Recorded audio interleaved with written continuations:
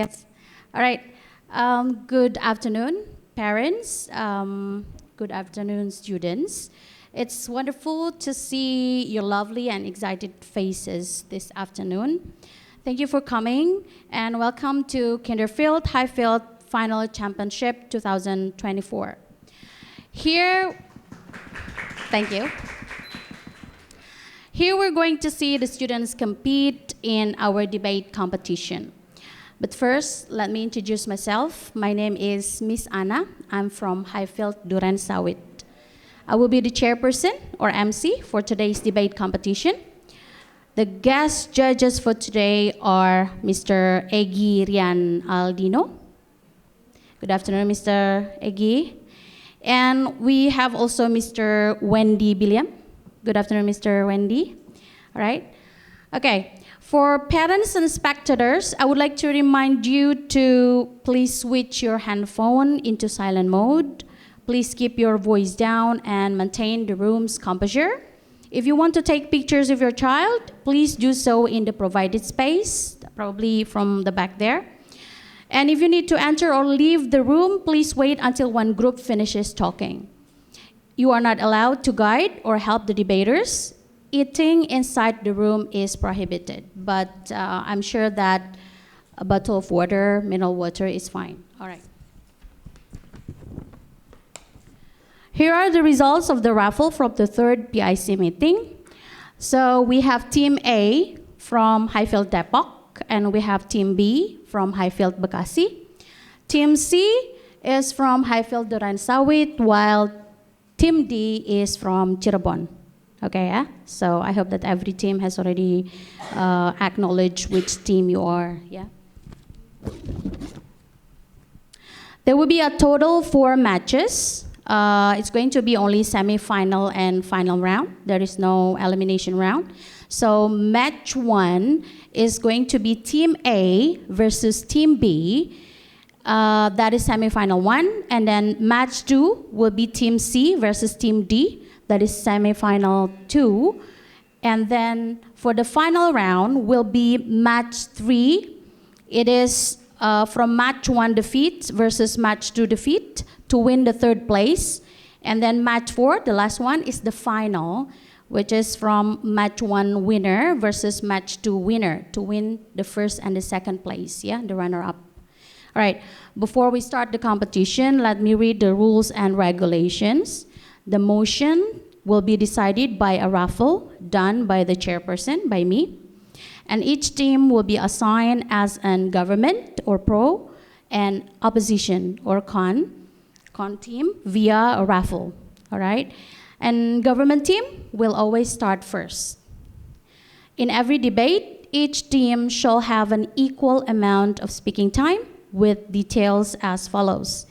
Concept building, 3 minutes for elimination and semi-final round. So for the first 2 rounds, you guys have got only 3 minutes of concept building and then 5 minutes for final round.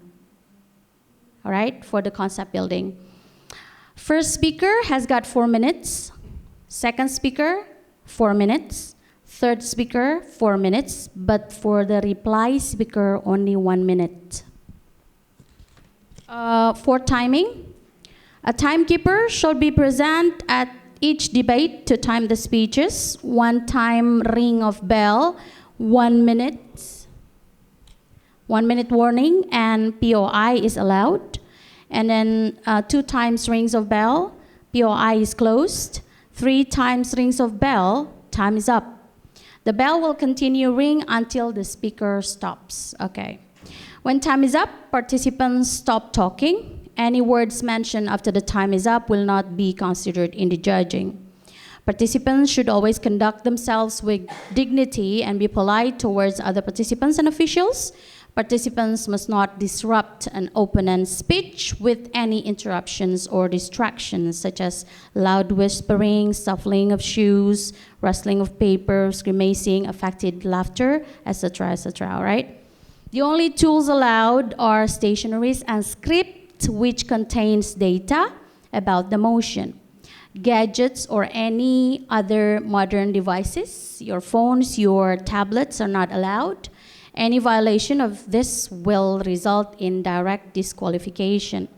Any outside interference from the audience to inform the participants about the content of the decided theme will result in a direct disqualification. All right, so the audience, the other teams, you guys cannot give any information that help the participants who are speaking, who are delivering the speech, okay?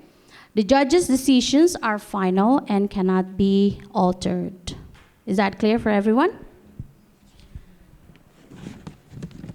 All right, now let's begin the match between Team A, Highfield Depok, and Team B, Highfield Bekasi. And participants from both team, please come forward.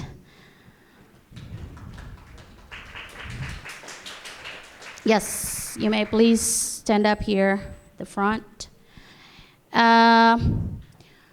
From Depok, we have Hana, and we have Kailasa, and there is also Kemal. And for Team B, from Bekasi, we have Christo, Happy, and Gea. All right.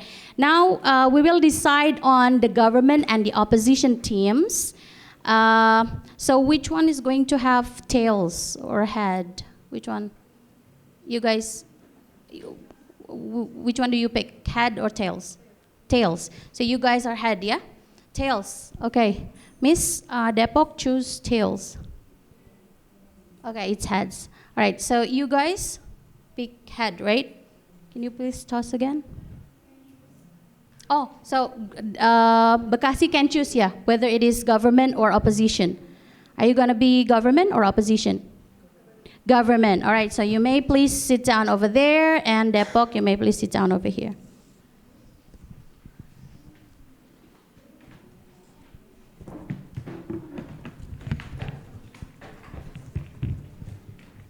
We will now decide, okay,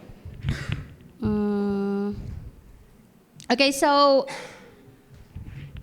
the government team is from Bekasi, yes, and then the opposition team is from Depok, yeah.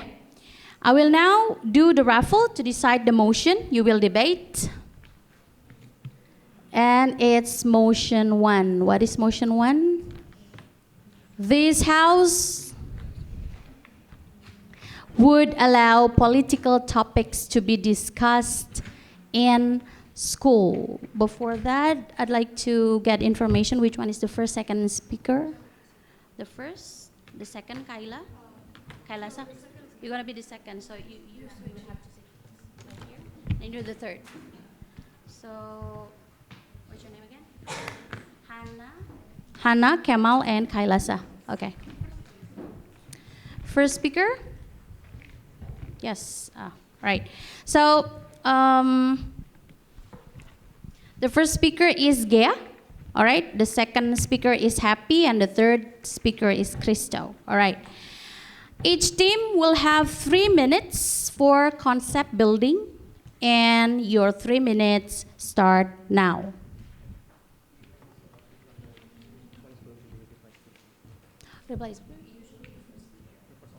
Okay. Can you please stop the timer, Miss? Yes. Request from judges. The first speaker will be the reply speaker, or the reply speaker from both team. Hello, Bekasi. Who is the reply speaker? Okay, the first speaker, right? Yes. And from this, from Depok, the reply speaker, the very last speaker.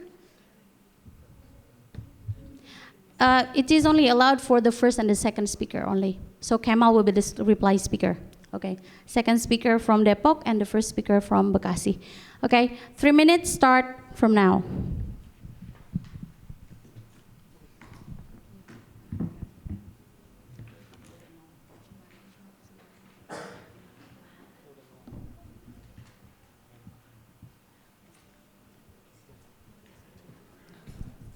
All right, time's up. You guys ready, yeah? So, without further ado, I would like to ask permission to start the competition.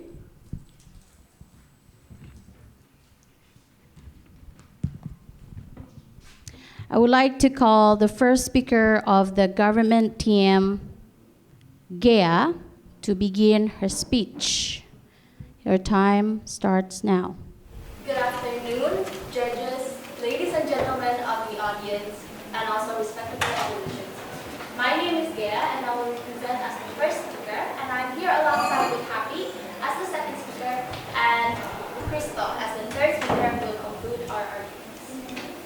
So the motion for today is going to be, this House believes that we should allow political topics to be discussed in schools. My first reason on why this is true is because, first, it's about political awareness. Students from global majority are watching intently the adults around them for guidance on how to navigate their own ideas and feelings regarding government policies or practices that affect them. How can you not discuss the Muslim ban to Muslim students who have relatives stuck in other countries? How could you not discuss the students who are from the countries that are direct targets of the rhetoric and discussion? Discussing politics is vital to helping students navigate the world around them. Students do not live in a vacuum.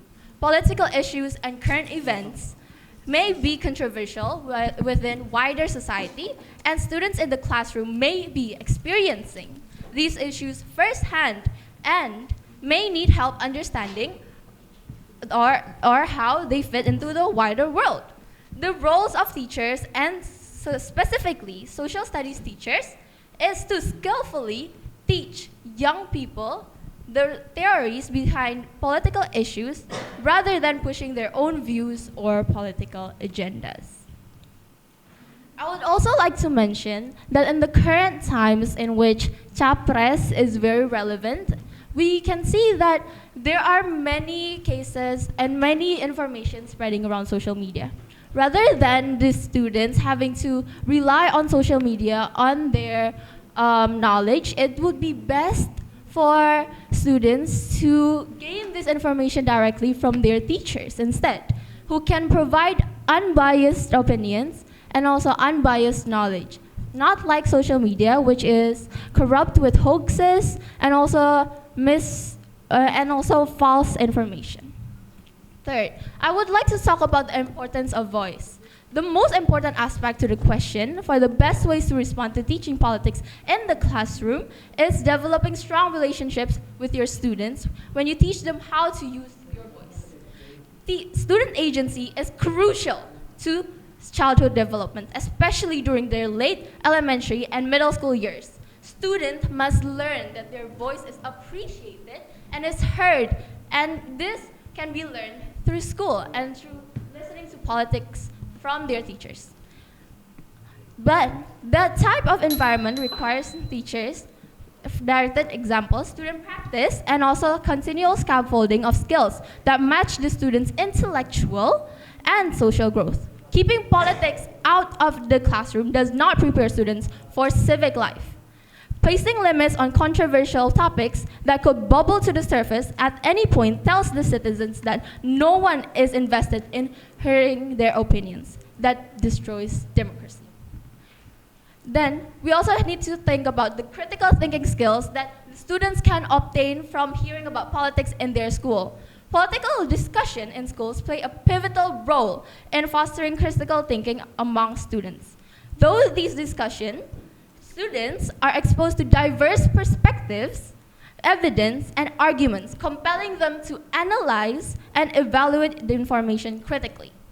This process does not only enhances their ability to discern the complexities of political issues, and I would like to say that this House, thank you very much. All right, so that was the argument from the government team. Thank you, Gea. The speaker of the government team spent 4 minutes, okay? Now I would like to invite Miss Hannah, the first speaker from the opposition team, to deliver her opposition. All right, your 4 minutes start now. Thank you. Ladies and gentlemen, esteemed judges, respected opponents, and fellow debaters, I stand before you to advocate for the motion of the discouragement of discussion of politics towards in school. I do believe that the awareness of political discussion is very much needed, like what the fellow House stated before, that even though it is sometimes doctrinized people, but it is highly crucial for their own future, such as in civic engagement. But we do need to remember that schools should strive to maintain a neutral and inclusive learning environment where students feel safe and respected. Irrespective of their political belief or backgrounds, may invalidate their own rights to choose. Political discussion can often lead to polarization that separates them based on their own choices and create divisions among students, potentially fostering an atmosphere of hostility and tension. We can see it from the prevention of bias and indoctrination of these ideas. Teachers and educators, despite their best intention, may unintentionally doctrinate and introduce biased statements when discussing political topics. This can lead to unintended indoctrination of students with certain ideologies.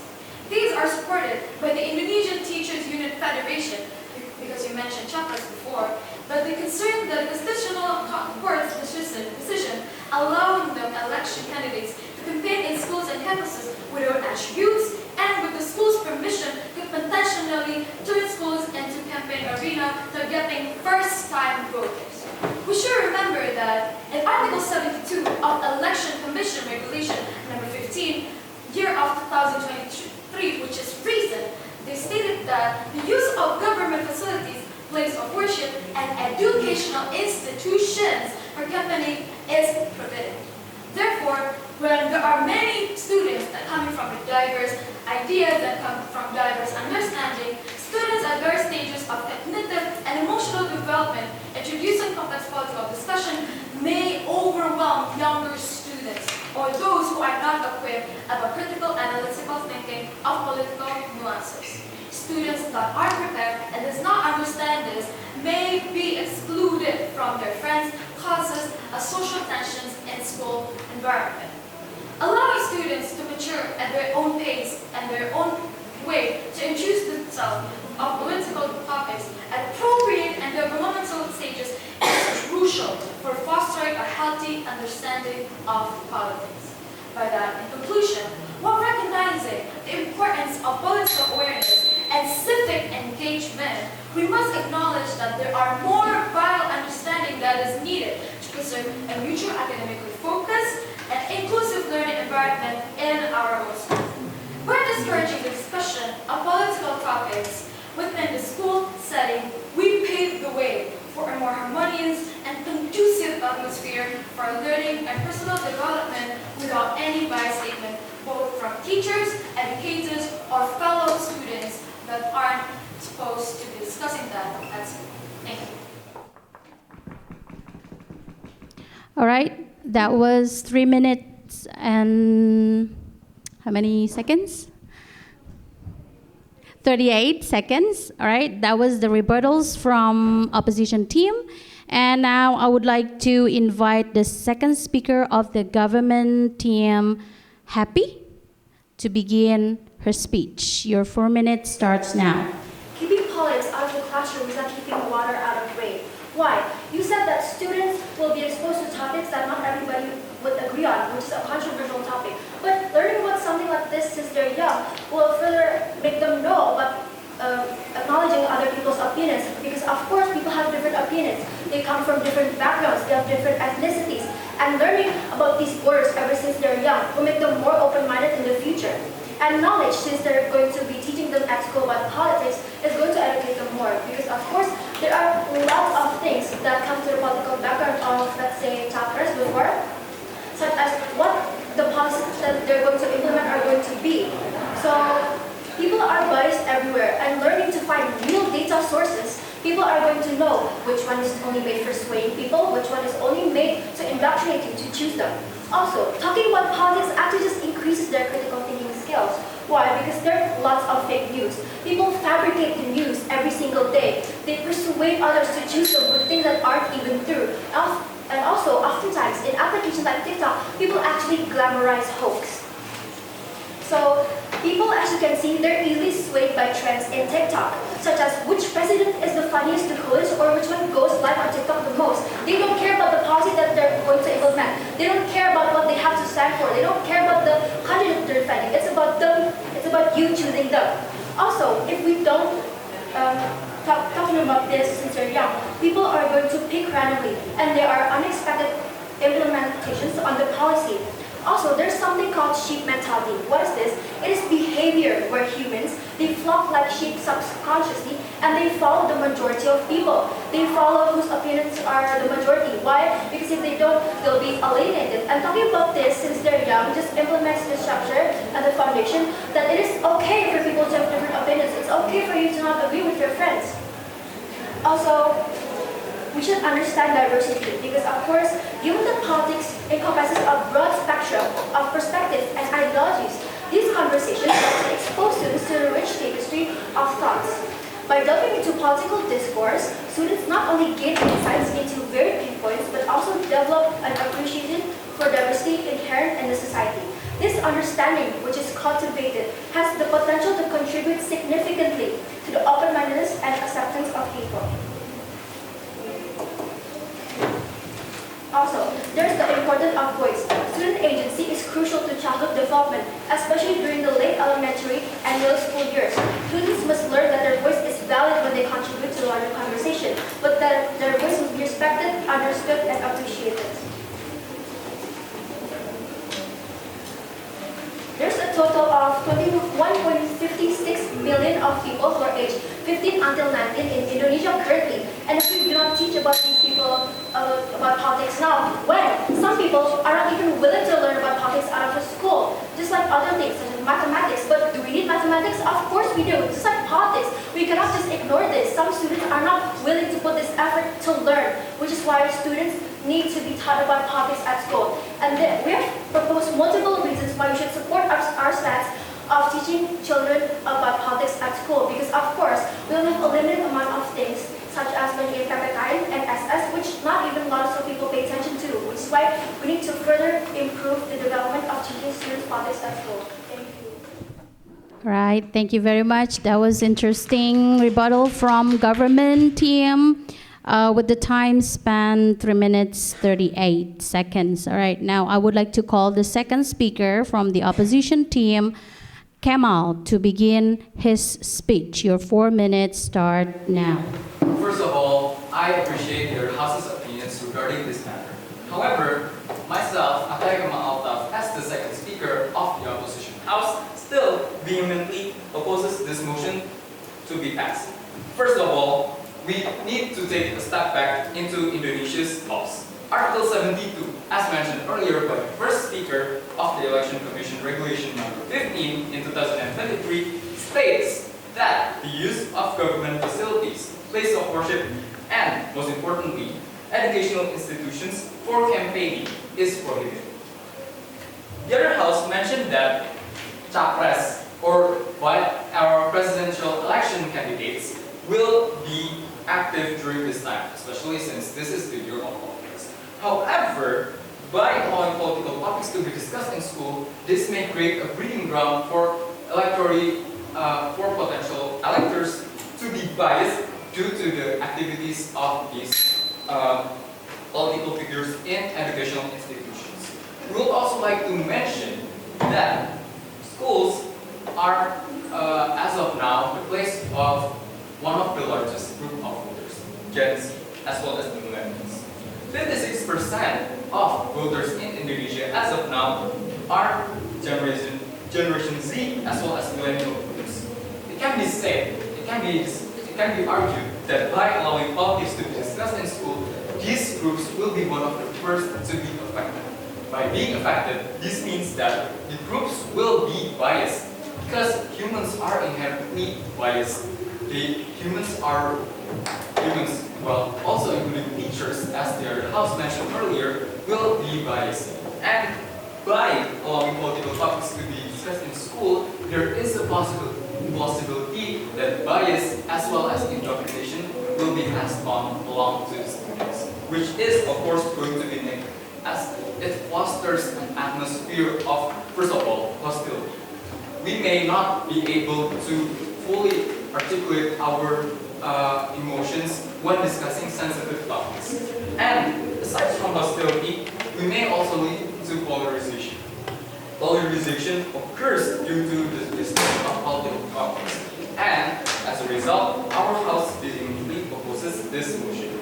And finally, there may be a misconception that by discouraging political topics to be discussed in schools, our House appears to be rejecting the fostering of healthy political discussions. However, our House supports healthy political discussions, just not the location of being discussing politics in school.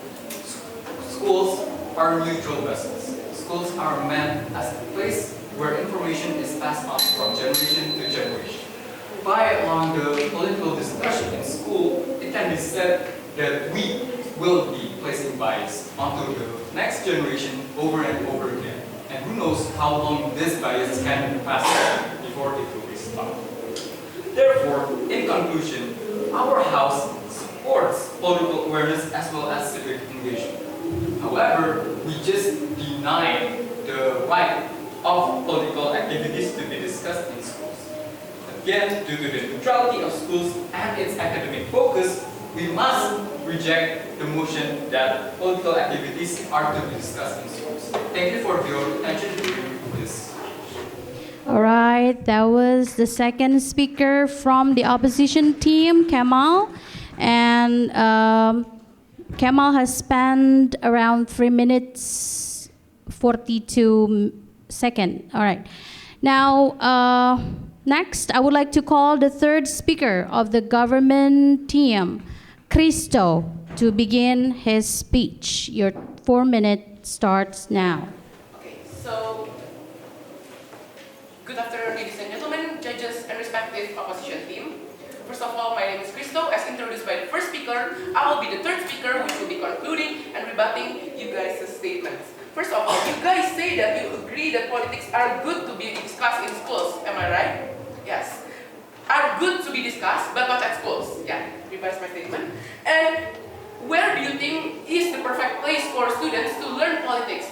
If not in school. Politics should be learned in school because of several reasons. Teachers, they are trained to teach students about politics. They are trained to avoid bias. They are trained to be neutral to teach students because they have the responsibility to guide us, to let us express our ideas, to let us express our creativity, to let us express our own perspective. And next, you also said about government institutions which prohibit campaign to be discussed in school. Well, I guess it is time for us to make some changes, knowing how important politics is to be discussed in school. This is why our topic for the debate is this House would allow politic topics to be discussed in school because we aim for changes, because of the reasons why politics are very important to be discussed. Again, my friend has stated about how discussing politics is vital to help students navigate the world around them. The political issues and current events may be controversial. Students and teachers. Teachers have a role to teach young people theories behind the political issues. Their job is to teach students, to guide us to our success. And by teaching us political issues, students can learn how the outside world is. They can prepare us to be the next better version of ourselves. Since again, my friend have also stated how discussing politics in school helps us to analyze false view. Yes, teachers can guide us to analyze these false views. Students learn to analyze between real or fake news. As again, propaganda such as politics, they can just give empty promises without even trying to achieve those goals. They just make empty promises. I promise you that Indonesia would grow even bigger. Well, they don't even aim to achieve those standards. And next is, in terms of understanding diversity, politics encompasses a broad spectrum of perspective and ideologies. Again, this allows students to express their ideas, their values. They get to see from many perspectives so many many more views coming in for them, and again, this will help them grow even better. And next is the importance of voice, where student agency is very important. Like schools, it is a crucial part of childhood, where they lead students to grow to be the better version of themselves. And I would also like to address that some people don't want to discuss politics outside of school, as they will say ignorant. School is the best place for children to learn, for us to learn. If not in school, where else would we learn about politics? They might feel uncomfortable to discuss this with the parents. And again, their parents, on the other hand, might be biased. While teachers, they are trained to be as neutral as possible. They are trained to give the best result, to help the students grow in the best possible way. And so, this house would strongly allow that political topics should be discussed in school. That's all from me. Thank you. All right, very interesting, Crystal. You have spent 3 minutes and 33 seconds. Now, we would like to call the third speaker of the opposition team, Kailasa, to begin her speech. Your 4 minute starts now. Good afternoon, ladies and gentlemen, esteemed judges and fellow debaters. Thank you so much for your opinions, but our house still strongly believes that political discussions should not be held in school. The other team said that it will raise the political awareness. Let us imagine kindergarten students. How will you deliver? How will you educate them? Hence here you don't specify any use of age or standards. So there's no syllabus to teach them. So how can teachers be prepared to educate those young voters when they don't even have the guidelines? And the other team also mentioned that teachers are trained. Can you mention how teachers are trained? Specific training that train them to socialize, advocate political discussions for their students. The other team also said that students should understand theories behind political issues. Do you think that is suitable for underage to study this kind of heavy issue instead of studying mandatory lessons? Now these have their future to think to. Let us take an example. Here in Highfield Secondary School, we are practicing IGCSE and A-level subjects, which concur a very, very highly complicated syllabus. Do you think teachers will have time to study how to socialize political issues to their students? The other things also mentioned that teachers are the most unbiased person that can socialize this political discussion to their students. Here, when we have the student council election, for example, that is also a form of political at school. And even if we said that our teachers are unbiased, how about favoritism? When the ones that is candidates are their favorite students, don't you think that they will unintentionally direct and drive their students' opinion to vote for a certain candidate? Then again, teachers can legally vote before these young voters, which means that they have their own stances. So how can you make sure that they're objective towards this education? Last but not least, you also mentioned that they create bonds with their students by teaching political issue. Now, I wonder how will they create bonds for these students when this is a controversial topic which can lead into a debate. Even if they can create a stronger bond to their students, how about within their students? How about within the students, within their peers, within their friend groups? Different opinions may lead into debate. Different opinions may lead into arguments. Different opinions may even lead into bullying. Imagine in a class of 10, there are 7 students supporting candidate 1 and 3 students supporting candidate 2. Won't that 3 students be discriminated from the class? Of course they will be, because the majority of the class is supporting candidate 1. This is why our house believes that political discussion should not be done in school. Thank you very much. right. Thank you very much. You have spent 3 minutes and 30 seconds. And now I would like to call the reply speaker of the government team, Gea, to deliver her speech. Your 1 minute starts now. Politics shouldn't only be about heavy. Interruption, sorry. Oh, sorry, for the opposition. All right, okay. Sorry. All right. Okay. I would like to call the reply speaker of the opposition team, Kemal, to begin his speech. Your 1 minute starts now.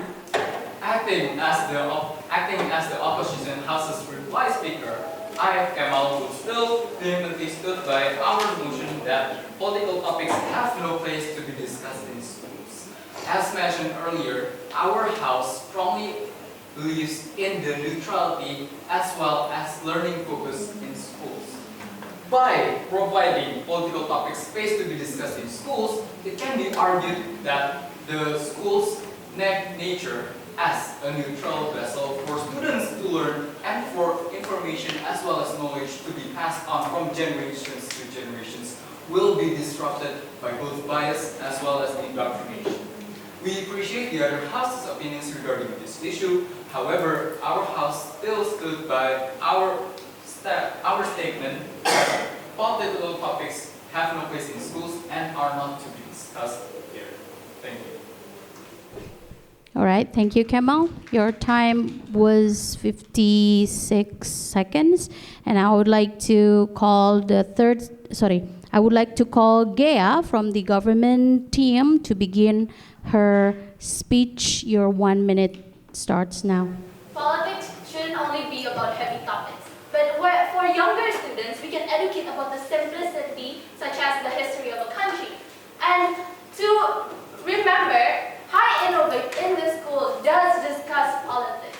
So I believe that it is crucial for schools to discuss politics for the younger generation. Healthy political discussions can be done in school. It is an important aspect of learning that political topics is to be introduced to the young generation in school, where the teachers are trained to be neutral, especially with their own years of education and qualifications. This may be a driving factor to how the younger generations can improve the economy of the country. This is why this house completely believes that schools should discuss political topics with their students as a part of the curriculum. Thank you. Okay, that was 53 seconds. Okay, so let's give a round applause for both teams.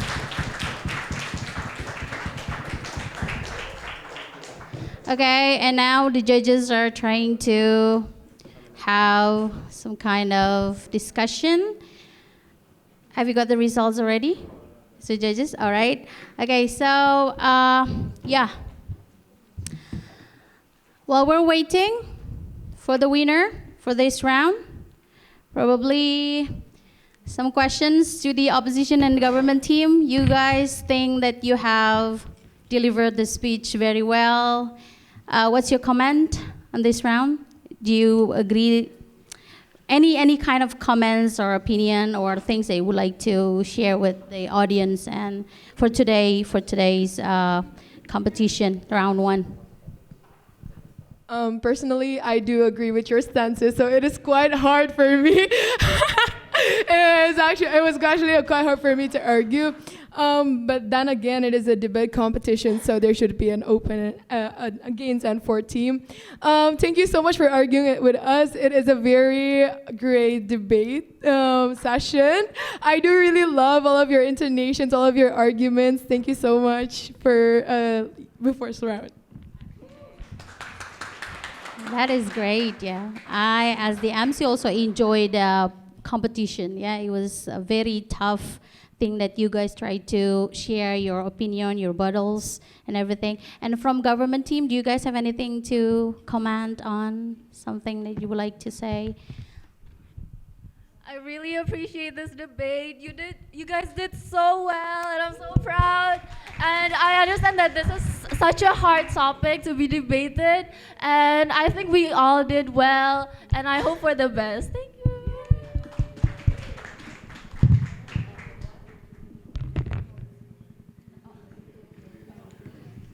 All right then. All right. It seems like we're going to make effective of time, so the opposition and the government team from the round one can just go back to their seats. Meanwhile, the judges, are you ready for the announcement? Yes? Is it ready?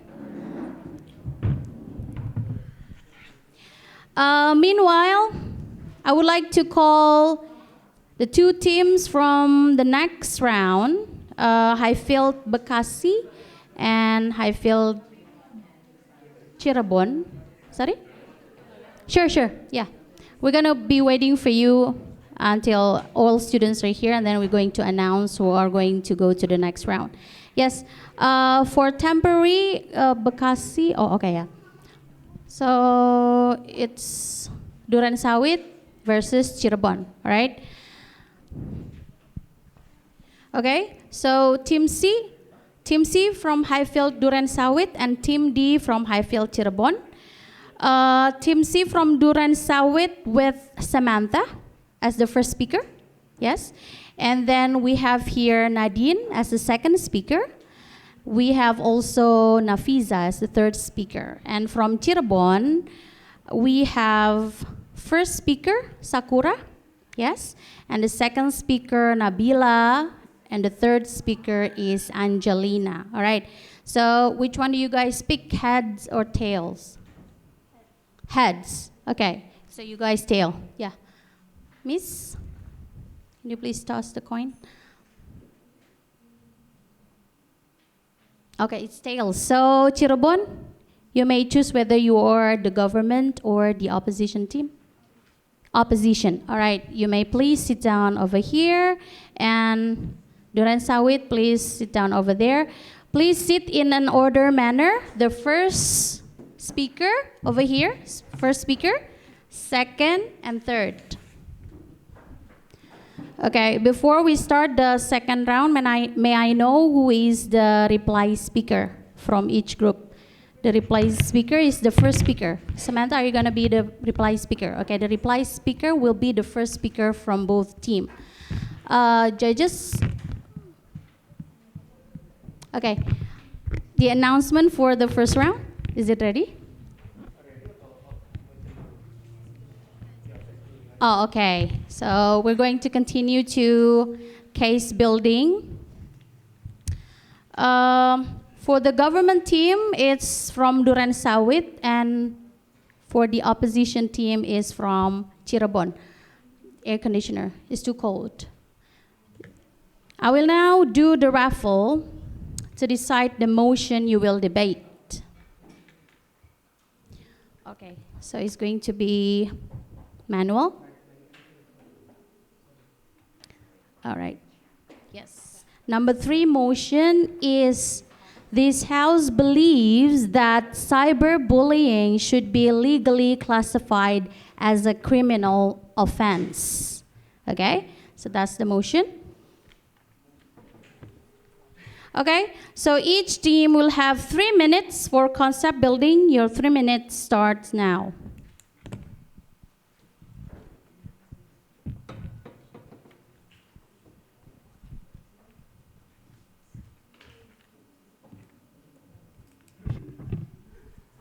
All right, while the 2 teams from round 2 are doing the case building, I would like to announce the winner for round 1 competition for championship debate competition 2024. The winner goes to the government team from Bekasi. Okay, you guys are going to the next round.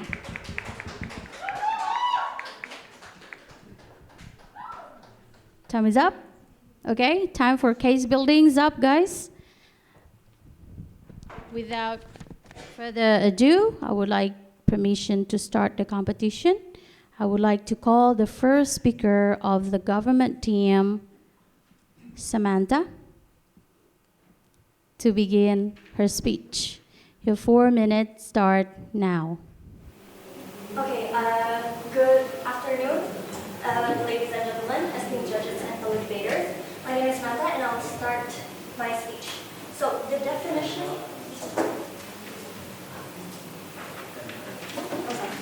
So first I would like to define what cyberbullying actually is.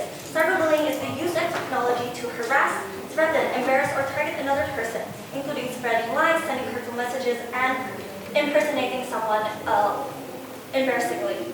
Now, the current status quo is that we are living in a digital world where there's so much technology around us and social media is everywhere. Cyberbullying can literally happen anytime, anywhere with the use of technology, especially in this digital world. Now, the rate of cyberbullying is already so high right now, and this is why this has become such a huge concern for us as a government who has the responsibility to protect our people and keep them in a safe space.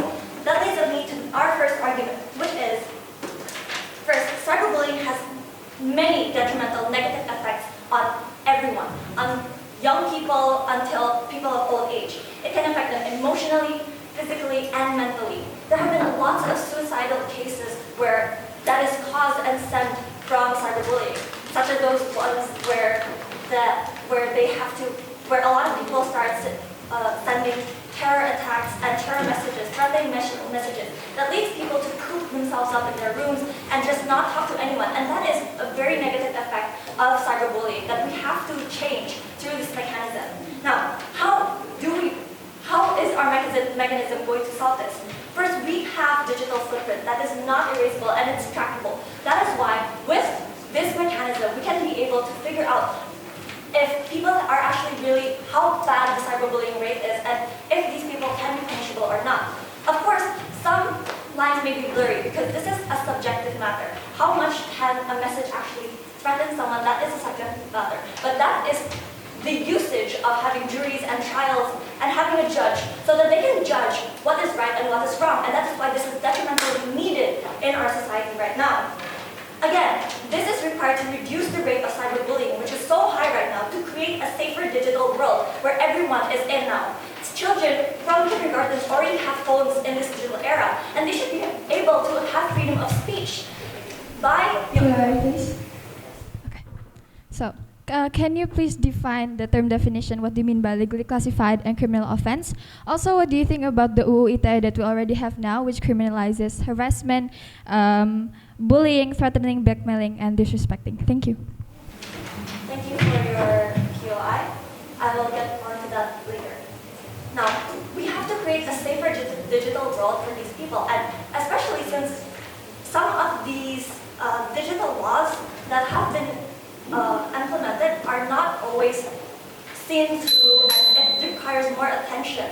Because, as you have mentioned, we do have digital laws in place already. That is why it further supports our conclusion that cyberbullying should be legally classified as criminal offense. People should actually be held liable for what they do online for this cyberbullying because it has so many bad effects on people. They have to be taken into legal action and consequence. And that is why, through legal action, they will be able to see if these people actually do deserve to be punished or not.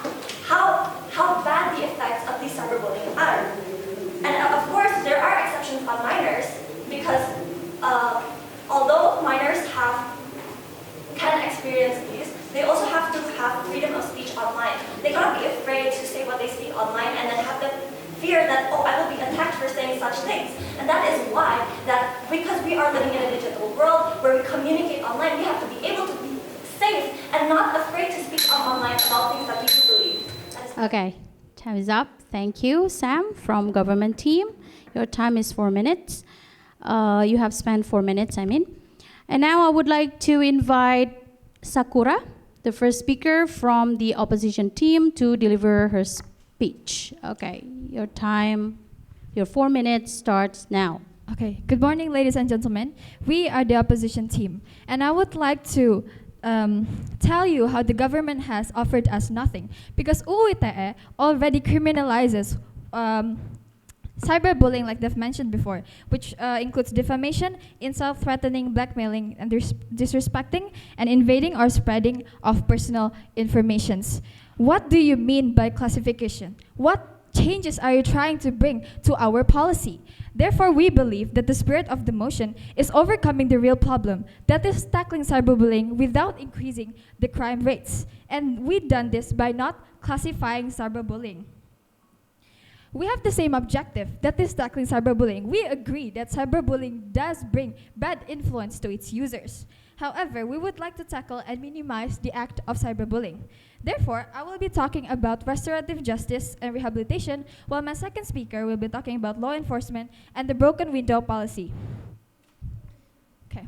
So the first speaker of the government mentioned that the government has a role in protecting its people. That is true because government as a rational actor is a decision maker who selects an option based on expected benefits. Therefore, the government does has the obligation to make people feel safe.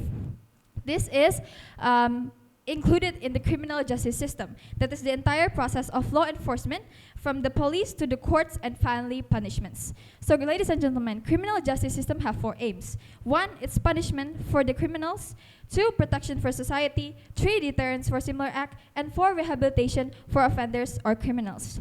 However, the problem that we have with the existing criminal justice system is the conflicting of interests. You see, if you imagine a pie chart of the 4 aims, we have 35% of punishment, 35% of protection, and 20% of deterrence, and 10% of rehabilitation, which is conflicting and not equal.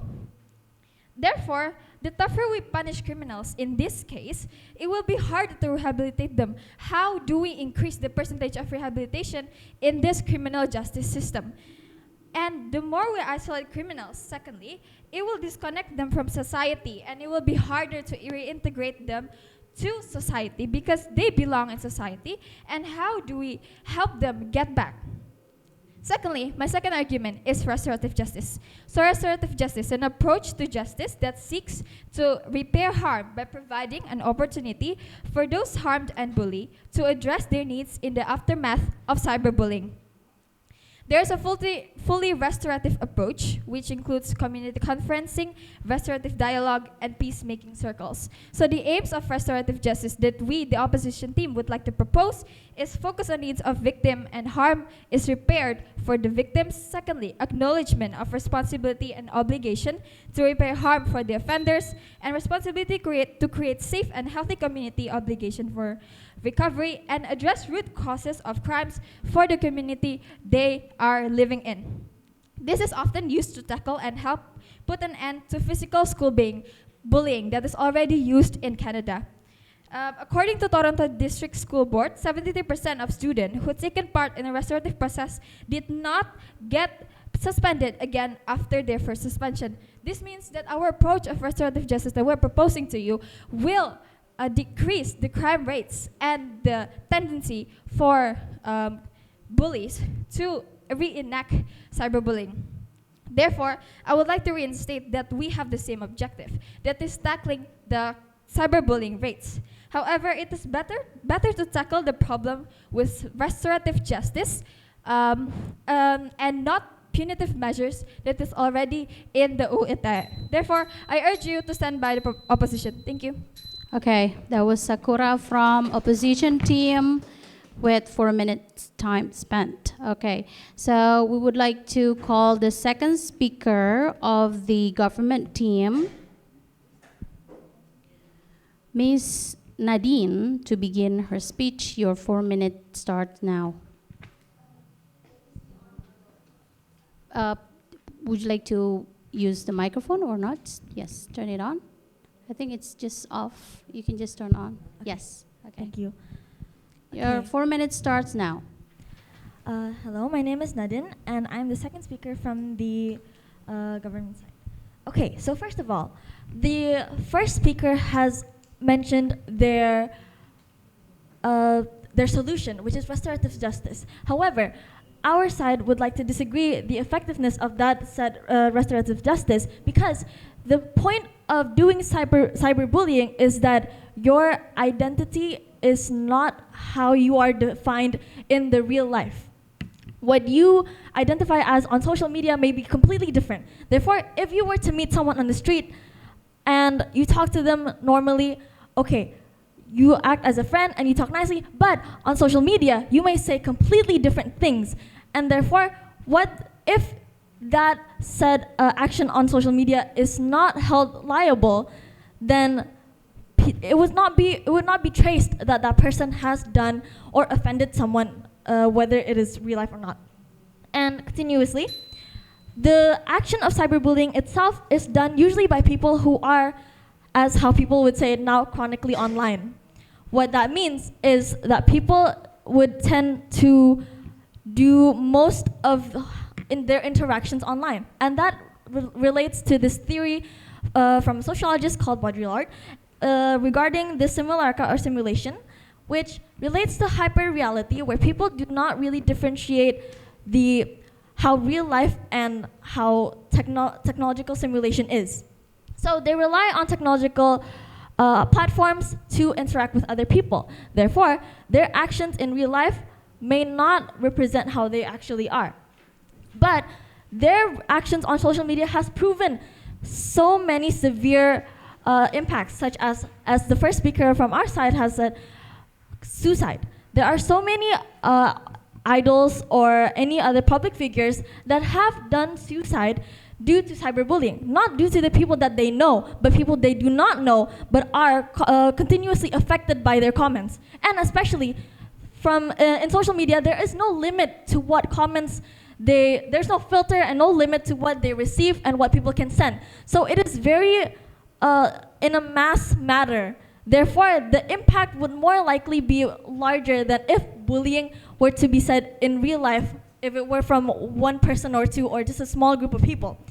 Therefore, the impacts are very noticeable. And that is why we think that cyberbullying itself is very easily done, to the point where people do not fear doing it because they would not be caught in real life doing that same thing. And there are other personality traits of people. If everyone's not familiar with it, there are big 5 personality traits, and one of them is neuroticism, which is the tendency of people to have anxiety and depression, and it is more likely for those people to spend their time online instead of real life. Therefore, if they were to get those comments online, it would have a larger impact because they have the fear of social rejection or scrutiny in the real life. And the offenders would have to be held liable because they wouldn't have to suffer the same consequences if they were to do it in real life. And that is all from me. Thank you. All right, that was Nadine from government team, and the time span was 3 minutes and 37 seconds. All right, now I would like to call the second speaker from the opposition team, Nabila, to begin her speech. Your 4 minutes start now. So firstly, I would like to refute the government team by saying that they do not necessarily give us any changes on what they want to do about the issues of cyberbullying. Whilst we, the opposition team, we are proposing a change, a new way to tackle the issues regarding cyberbullying. And so what are the actions that you are offering us to tackle this current issue? And this leads to my first statement, which is that the fact that cyberbullying is the rate of cyberbullying will keep on increasing if we do not identify it and spread awareness. And so our main goal, as stated by my first speaker, is to tackle cyberbullying without increasing the crime rates. And how will we do it? I would like to propose 2 other methods, which is the law enforcement and also the zero tolerance policy, and it will also include the broken window theory. Now, what is the zero tolerance policy, you may ask? And it is the policy of giving the most severe punishment possible to anyone who breaks a rule or commits a crime. But we will approach this from a different perspective, with a different way, by using the restorative justice. So instead of doing punitive measures, we're going to use rehabilitation to punish those criminal offenders. Secondly, the broken window theory states that small crimes leads to even bigger crimes, and if it's not addressed, it will worsen. So we should not wait for those small crimes to worsen, and we should address it right now when we can. How does the restorative justice helps us in this problem? Well, that restorative justice is a form of law enforcement in which we will punish people who break norms and rules. But again, like I said before, without using punitive measures. And so by applying the zero tolerance policy without the punitive measures, using restorative justice, like my first speaker said, it can help us tackle cyberbullying by making it easier for us to later on reintegrate those criminal offenders into society. I would also like to mention that in Indonesia, there's already a form of law enforcement, which is the Direktorat Tindak Pidana Siber. And what they do is that they carry out these law enforcements against cybercrimes by handling them and also punishing them using those restorative justice methods. And so since we already have this law in Indonesia, again, as I restate my goal, we will not create a new law. We do not want to create a new law, but we would like to change how we punish those people. And so what we need to do is we need to maximize the use and the function of that division, the Direktorat Tindak Pidana Siber, for handling and processing cyberbullying by, again, using restorative justice, using the methods that my first speaker had stated.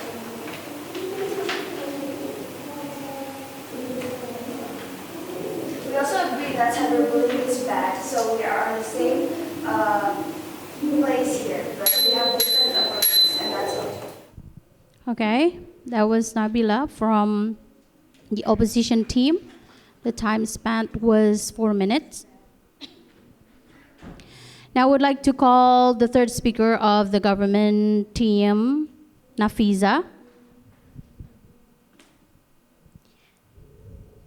They're still having discussion. To begin her speech. Your 4 minutes start now.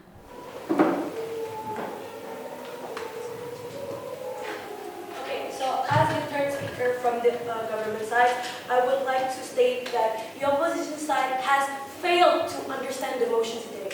The motion today is this House believes that cyberbullying should be legally classified as criminal offense.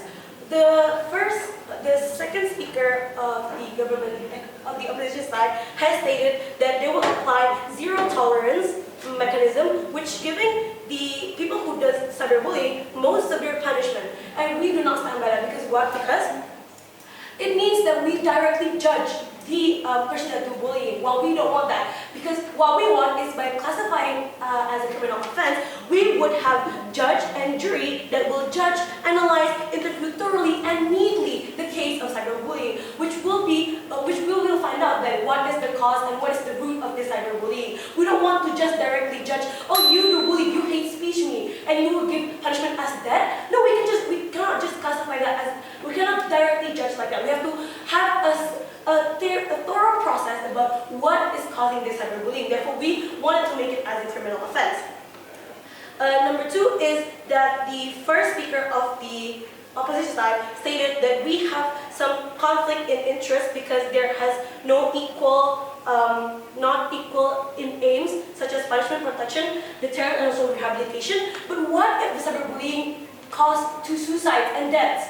Why would you give rehabilitation to a person that is already dead? You can't do that. It's already a false crime that you cannot change. You cannot return back time.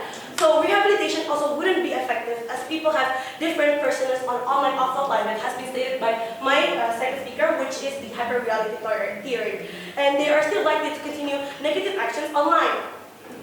The opposite side also accused of not giving new approach or new changes to the solutions, but we're not supposed to give a solution. What we are arguing is making it as a criminal offense or not, and you guys haven't been answering that. You guys have been just giving us some new mechanism that wouldn't be justice to the victim of bullying and also to the person who does bullying.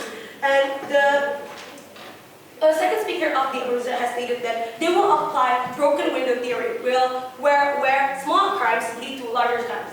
And that is why exactly we want to make it as a criminal offense, because cyberbullying should be classified as a criminal offense, so it can be quickly and solve it so that it will reduce the crime rate and also the case of cyberbullying. You stated that we are on the same page, because you stated that we want to reduce the cyberbullying, but your method wouldn't actually be effective, because your method could actually be the first one to judge without actually knowing the root of the cause, and also do not actually effectively solve the case. And as the third speaker of the government, I would like to state that my first speaker and second speaker already stated that we want to have a criminal offense because we want to have a significant and also a thorough analysis about the case of the cyberbullying, because it can lead, because what if people do hate speech, but they hangs upon the reason of freedom of speech. We need to have a thorough analysis and also judgment about the case of the cyberbullying happening in Indonesia and also every other world. And I believe that there might be some miscommunication, but that is also why we need to make it as a criminal offense so that it can be thoroughly analyzed and also judged. And that is all from me. Thank you so much. Okay, that was Nafiza from government team with the time span 4 minutes 46 seconds. And now I would like to call the third speaker of the opposition team, Angelina, to begin her speech. Your 4 minutes start now. Good morning, ladies and gentlemen. The first speaker of the government team have stated that cyberbullying can cause many detrimental negative impacts. However, yes, we do have the same objective, and we agree that cyberbullying is negative. However, we believe that we could use the restorative justice system to prevent and handle cyberbullying by applying the zero tolerance policy without the punitive measures. And the first speaker of the government team have also stated that safer digital world by the cyberbullying should be legally classified as a criminal offense. However, our goal is to tackle cyberbullying without increasing the crime rate of cyberbullying, and we want to tackle cyberbullying through the restorative justice system instead of the punitive measures, which is the criminal offense. The second speaker of the government team have stated that people might commit to suicide. That's why we need to classify cyberbullying through tougher punishment. However, if you're classifying cyberbullying through a tougher punishment, this will be harder for them to rehabilitate or re-educate them. The more you isolate criminal, it will disconnect them from the society and harder to reintegrate them back to the society. By using punitive measures or criminal offense approach will not be effective, since it would cause harm to the individuals itself, and we believe that the restorative justice system focuses on the repairing harm, reducing the individuals to be disconnected from the society. The second speaker of the government team have also stated that you're talking all about the negative impacts of the cyberbullying. And the negative impacts to mental health, such as suicide, it can be due to many factors. Cyberbullying that is happening in the social media is just one of the whole variable factors. The third government speaker have also said that we fail to understand the motion. However, I restate once again that our main goal is to tackle cyberbullying without increasing the crime rate of the cyberbullying. And we want to tackle cyberbullying through the restorative justice system instead of the punitive measures. Because the definition of the cyberbullying is already criminalized in the UU ITE, as explained by my second speaker. And the third speaker of the government team have also stated that what if cyberbullying caused to suicide? However, again, negative impacts to mental health including suicide. However, it can be due to many factors. Cyberbullying is just one of the whole factor. Most cyberbullying is also underreported and unnoticed. So this is why by using the zero tolerance, all forms of the bullying online will be classified as cyberbullying.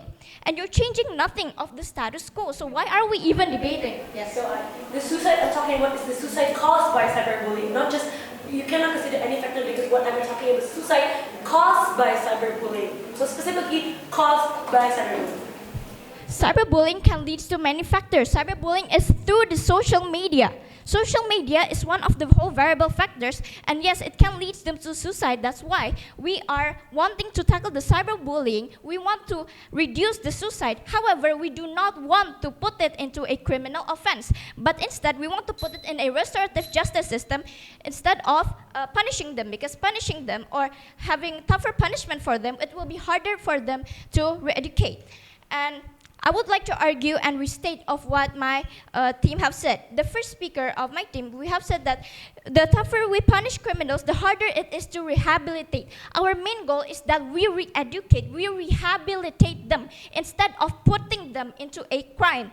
And my second speaker have also said that we believe we could use the restorative justice system to prevent and handle cyberbullying. Because in Indonesia, it's already proven that we already have the crime, which is UU ITE. So why are we, instead of putting the crime again, we should maximize the use and the function of the UU ITE itself for the division, for the handling and processing of the cyberbullying.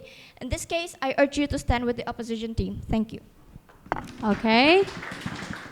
That was Angelina from opposition team with 4 minutes time spent. And now I would like to call the reply speaker of the opposition team, Sakura, to begin her speech. Your 1 minute starts now. Ladies and gentlemen, thank you so much for being here and listening to our debate. However, we would like to prove how our argument is better than the government side. Firstly, the government side, as I have mentioned before, have failed to state what changes they want to bring. They are changing nothing to the status quo. So why are we even debating? If you are saying that you want to criminalize those offenses, your definition of cyberbullying, it's already stated in the UU ITE. Secondly, they did not mention anything about their plan in classifying cyberbullying. How do you plan to classify? What is the practical process of classifying the cyberbullying?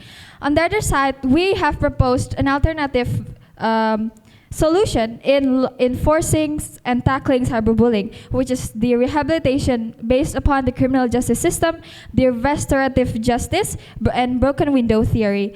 Therefore, we believe that we have presented better qualities and arguments, and I urge, ladies and gentlemen, for you to stand by the opposition. Thank you. All right, that was the reply speaker from opposition team, Sakura, and now we would like to call the reply speaker from the government team, Samantha, to begin her speech. Your 1 minute starts now. Okay, again, thank you everyone for being here today. Now, I would like to mention that the opposition team has consistently keep saying about restorative justice. Now, again, we do need if the restorative justice is for criminal offenders, and that is why they should be legally classified as criminal offenders first, then they will get the rehabilitation. Or else how would you put everyone who just, everyone can just go into rehabilitation? They have to go through the process of analyzing the digital footprint first, as I mentioned in the first speech. Now, restorative process and rehabilitation is after the person has committed the cyberbullying. I agree that that will decrease repeat offenders, but it will not reduce the rate of cyberbullying, because other people will still think that, okay, after I do cyberbullying, I will not carry any legal consequences because I will just be taught and educated more on how to behave in the future. But it does not deter them from actually committing cyberbullying, because that is after the cyberbullying has been committed and not before. We are not finding the root problem, and it will not decrease cyberbullying rate. Thank you. All right, that was the reply from the government team. Okay, everyone, let's give a round of applause for both teams. That's the end of the debate competition for today, for round 2. And then we have the judges here are trying to calculate and trying to find who the winner for round 2. Oh, okay, so Duren Sawit and Cirebon, they would like to shake hands. Okay, right? Okay, so while we're waiting for the judges to decide the winner, we cannot move to the next round if we do not have the winner for this round, because the next round will be determined by the decision of the judges. All right. So probably one or two words from Duran Sawit students. You guys wants to share any comments, anything to say while we're waiting for the judges to decide which decide the winner of today's competition. Yes, of today, the round 2, especially. Anything to share? Anything to declare? Probably. Samantha, yeah, can you please come a little bit right here because the cable is. Well, I cannot judge the debate. I don't know how well we did because that would be subjective. But I do believe that the judges will judge well. And we all know from this debate that cyberbullying is bad, everyone. So yeah, I guess it was a very fun debate. I enjoyed the debate and I hope the opposition did too. So yes, thank you. Okay, thank you, Samantha. How about from Cirebon? You guys come far away from Cirebon. So what time did you depart from Cirebon? Okay, so some of us went with school, so they went at like 3 a.m. But the two of us went on 6, so yeah, it's a far travel. But I guess it's a very fun opportunity to be debating against the Duran Sawit team, and it was a very valuable experience. So thank you for the government side and others. Okay, thank you very much, Cirebon. So we should be waiting for probably 5 minutes until the judges deciding which teams that win, okay, and go to the next round. Yeah, at least we have from the 2 teams that have competed from the second round. There is Cirebon as well as Duran Sawit. So we would like to announce, and Mr. Egi, the judge, our judge, will announce the winner for the second round. Okay. Mr. Egi, please. Okay, good afternoon, everyone.